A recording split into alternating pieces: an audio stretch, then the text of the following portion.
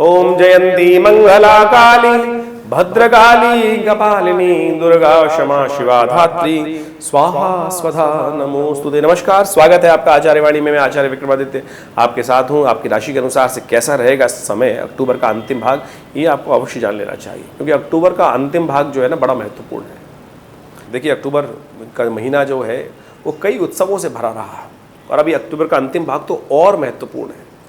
कई ग्रह परिवर्तन की तरफ जा रहे हैं और कई विशेष तौर पे ऐसे उत्सव पड़ रहे हैं कि उसमें एक छोटा सा उपाय आपके वारे न्यारे कर सकता है। ये उत्सव जो भारतीय संस्कृति में आते हैं ना, ये मुहूर्त हैं, सिद्ध मुहूर्त। ये ऐसा योग है कि एक छोटा सा कृत्य आप करने, शास्त्र विधि के अनुसार से हम आपको बताते हैं।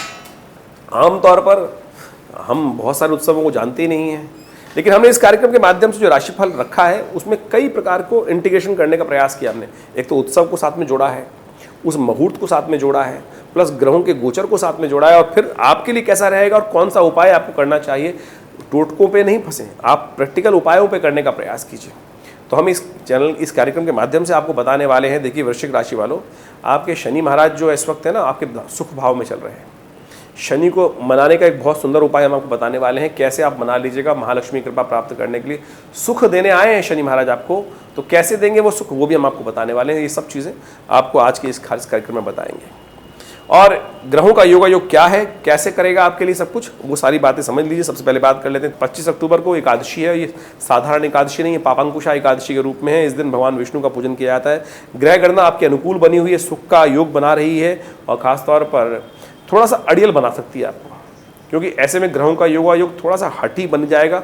अड़िए का मत, फ्लेक्सिबल अप्रोच रखते हुए काम करना आपके लिए बहुत ज़रूरी है। चंद्रमा शनि के साथ जिस प्रकार का योग बना रहा है चतुर्थ भाव में, उस सुख पर लाभ तो दे रहा है, लेकिन शनि महाराज वक्री हैं, तो गलत तरह से विचार चल रहे हैं मन में, वो कष्ट दे सकते हैं। उसको ठीक करने के लिए क्या किया जाए, पापांकुशा एकादशी है, भगवान शालिग्राम जी का पूजन करें, एकादशी का व्रत रखें, और साथ साथ भगवान विष्णु का पूजन कर कर उनका चरणामृत ग्रहण करें। ये सुंदर उपाय करिए, कल्याण होगा। 26 अक्टूबर को द्वादशी तिथि और त्रयोदशी का सुंदर संयोग है, इसलिए प्रदोष का योग बन गया है। ग्रह गणना विशेष तौर पर आपके लिए परिवर्तन का योग बना रही है, बड़ा सुंदर योग बना रही है। विचार नए रहेंगे, मन में नए विचार आएंगे और वो पॉजिटिव रहेंगे, और सुंदर तरीके से आपका कोई अहित नहीं करेगा। अपनी चाल में मस्त होकर आप पॉजिटिव स्पीड से चलने का प्रयास करेंगे तो सुंदर तरीके से अपने लक्ष्य को प्राप्त कर लेंगे। यानी हाथी चलत बाजार में जो आगे स्थिति है, करने दीजिए जो लोग काम करें, अपनी चाल में मस्त रह के काम करने का प्रयास करें। शाम के समय अवश्य एक उपाय अवश्य करने का प्रयास करें, जो 2 दिन और सुंदर कर देगा आपको, क्योंकि ये योग 2 दिन के लिए बना हुआ है आपके लिए। अपनी चाल में मस्त होकर काम करेंगे तो सफलता को प्राप्त करेंगे। शाम के समय शिव का और भगवती पार्वती का पूजन करें, भगवान शिव का दूध से अभिषेक करें।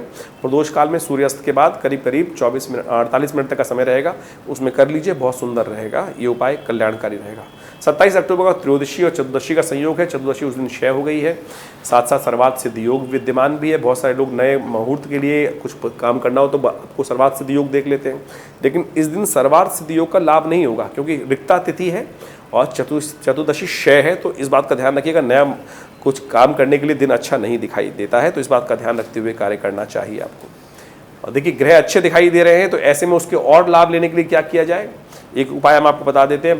गौ का पूजन करें, गाय को पालक खिलाएं, शाकंभरी देवी का दर्शन करें, भगवती दुर्गा को शाक पात इत्यादि अर्पित करें। ये बड़ा सुंदर योग बनेगा। 28 अक्टूबर को बड़ा सुंदर अवसर है, शरद पूर्णिमा की रात है, पूर्णिमा है। इस दिन सत्यव्रत भी किया जाएगा, इस दिन कोजागरी की रात है, और साथ साथ चंद्र ग्रहण भी है। कुछ शुभ कुछ अशुभ समय साथ साथ बन रहा है, तो थोड़ा ध्यान रखते हुए कार्य करें आपकी राशि के अनुसार से। देखिए, आपकी राशि के अनुसार से आप सबको समझ लेना चाहिए क्या कुछ होने के योग चल रहे हैं। ऐसे में विशेष तौर पे सबसे पहले तो सत्यव्रत को ध्यान रख लीजिए कि उस दिन सूतक आरंभ हो जाएगा शाम को 4:05 से। तो उससे पहले भगवत सत्यनारायण का व्रत की कथा कर लीजिए, भगवान का पूजन कर लीजिए, उसके बाद सूतक हो जाएगा तो मूर्ति को हाथ लगाना निषेध हो जाएगा। तो इस बात का ध्यान रखते हुए कार्य करना है। शरद पूर्णिमा है, तो रात को चांद में रोशनी में विशेष तौर पर जो चंद्रमा की 14वीं और 15वीं कला से जो अमृत का वर्षा होती है, उसमें खीर रखने की परंपरा भारतीय संस्कृति में रही है, और ये बड़ा औषधि विज्ञान के अनुसार चमत्कार है। चंद्रमा से जो अमृत का शरण होता है वो ऐसी कलाओं में होता है कि ऐसे लॉन्गिट्यूड लैटिट्यूड ऐसे विशेष तौर पे ऐसा कोण बनता है कि चंद्रमा बहुत सुंदर योग बना रहा होता है, और ये आयुष प्रदान करने वाला, आरोग्यता प्रदान करने वाला योग होता है। लेकिन ग्रहण होने के कारण से वो आरोग्यता नहीं, विष देने वाला हो जाएगा चंद्रमा इसमें। तो ध्यान रखिएगा, आपको बहुत सावधान रहना चाहिए ऐसे में, नहीं तो हल्का सा कष्ट आपकी राशि के अनुसार से थोड़ा भारी है समय। तो उसका उपाय आपको हम बताएंगे अलग से, वो भी पता कर लीजिएगा उपाय। चावल का दान करना, अन्न का दान करना आपके लिए बहुत ज़रूरी है। लेकिन साथ साथ जो आप जो शरद पूर्णिमा का लाभ तो लेना है, तो जो रात्रि में 2:30 बजे ग्रहण का सूतक काल ग्रहण समाप्त हो जाएगा। ग्रहण आरंभ होगा दिल्ली के हिसाब से यदि हम बात करें तो करीब करीब 1:05 से और 2:30 बजे तक 2:25 तक चलेगा। तो उसके बाद सूतक काल समाप्त हो जाएगा, ग्रहण समाप्त हो जाएगा। फिर स्नान कीजिए, फिर खीर बनाइए और फिर उसके बाद चांद की रोशनी व्याप्त होगी, वहाँ निर्मल चंद्रमा की रोशनी में रखेंगे, तब उसका पूर्ण लाभ प्राप्त होगा और फिर भगवान को भोग लगाकर उसको ग्रहण कीजिएगा। ये सुंदर उपाय आपको समझ लेना चाहिए। कोजागरी की रात है। अब ग्रहण का लाभ भी समझ लीजिए क्या है। कोजागरी की रात है, कौन जागता है, ये भगवती महालक्ष्मी स्वयं देखती हैं, भ्रमण करती हैं पूरे संसार का ऐरावत हाथी पर आरूढ़ होकर इंद्र के साथ। और कहा जाता है कि जो उनके मंत्रों का यज्ञ करते हैं, भगवती का पूजन कर रहे होते हैं, उनको कई गुना अधिक लाभ प्राप्त हो जाता है। कोई मंत्र का जागृत करने की याद रात्रि है ये।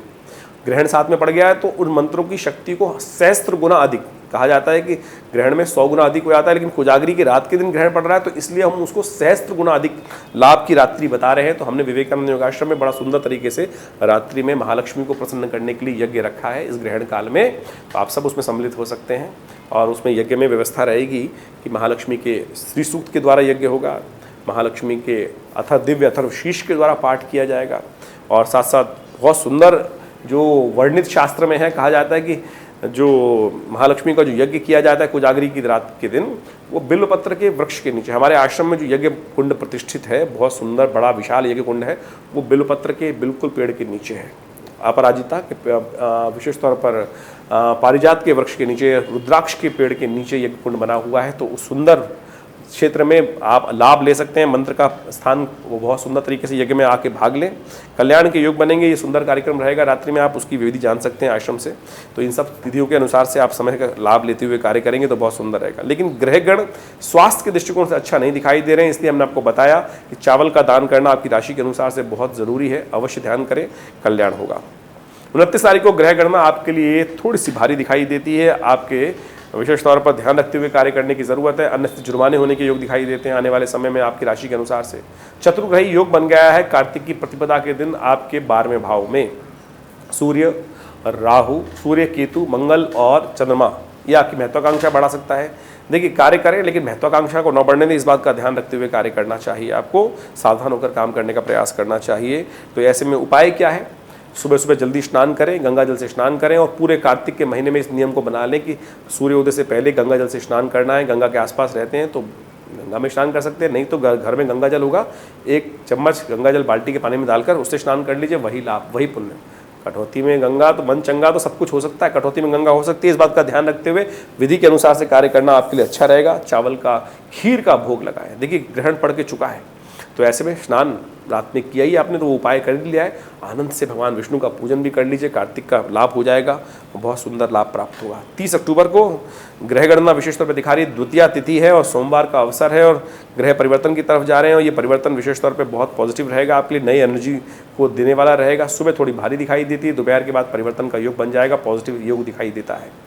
तो आपके लिए राहु भी परिवर्तन की तरफ जा रहे हैं, ये बहुत महत्वपूर्ण रहेगा आपके लिए। 18 जो विशेष तौर पे महीने से राहु ने परेशान कर रखा था वो हटाकर अब बहुत पॉजिटिव चेंजेस लाने के योग बनते दिखाई दे रहे हैं। इस सब का पूर्ण लाभ कैसा हुआ, क्या प्रभाव करेगा, ये आपको हम अलग से एक वीडियो बनाकर राहु का प्रभाव 18 महीने कैसा रहेगा वो हमारे वीडियो हमारे चैनल पे उपस्थित हैं, उनको समझ सकते हैं आप जाकर। 31 अक्टूबर को ग्रह गणना दिखा रही है, तृतीया तिथि मंगलवार का अवसर और भद्रा विद्यमान है उस दिन सुबह 9:56 से लेकर रात्रि में 9:30 बजे तक। ग्रह आपके अनुकूल हैं, पॉजिटिव सिग्नेचर दिखाई देता है, आपको लाभ के संकेत मिल रहे हैं। तो बड़े के लोगों से संपर्क साधें, कुछ नया संपर्क होने के योग दिखाई देते हैं, लेकिन महत्वाकांक्षा को थोड़ा कंट्रोल करने का प्रयास कीजिएगा। एकदम किसी की बातों में ना आए, इस बात का ध्यान रखते हुए कार्य करने की जरूरत दिखाई देती है। कार्तिक का महीना चल रहा है, जो हम उपाय हम आपको बता चुके हैं। सुबह जल्दी स्नान करें, सूर्योदय से पहले स्नान करके कार्तिक का विशेष तौर पर पूजन करें, भगवान विष्णु का स्तमन करें, ओम नमो नारायणाय इस मंत्र का नित्य प्रति जप करें, कल्याण के योग बनेंगे। धन्यवाद।